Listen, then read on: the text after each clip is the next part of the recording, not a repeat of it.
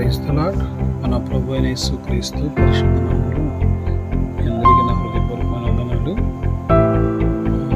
August 15 నా స్వాతంత్ర దినోత్సవాన్ని పురస్కరించుకొని ఈ భారతదేశానికి స్వాతంత్రం రావడానికి బైబిల్ పాత్ర ఏమైనా ఉన్నదా అనే అద్భుతమైనటువంటి కార్యక్రమాన్ని ఆగస్టు 15 9 గంటలకి మన శాలెంలో జేపీసీలో లైవ్ ప్రోగ్రాం వస్తుంది. కాబట్టి దయచేసి మీరు వీక్షిస్తారని, షేర్ చేస్తారని నేను అనుకుంటా ఉన్నాను, ప్రార్థిస్తూ ఉన్నాను. దయచేసి చాలా ప్రాముఖ్యమైన సంగతి ఇది. ఈ భారతదేశం ఆశీర్వాదకరంగా ఉండాలని ప్రార్థన చేస్తున్నటువంటి ప్రతి క్రైస్తవులకి నా హృదయపూర్వకమైన వందనాలు. ఎందుకు ఇది మన దేశం, ఇక్కడ మనం పుట్టాం, ఇక్కడే మనం పెరుగుతాము, ఇక్కడే మనం చనిపోతాము. మన దేశం సంతోషంగా ఉండాలి, సురక్షితంగా ఉండాలి.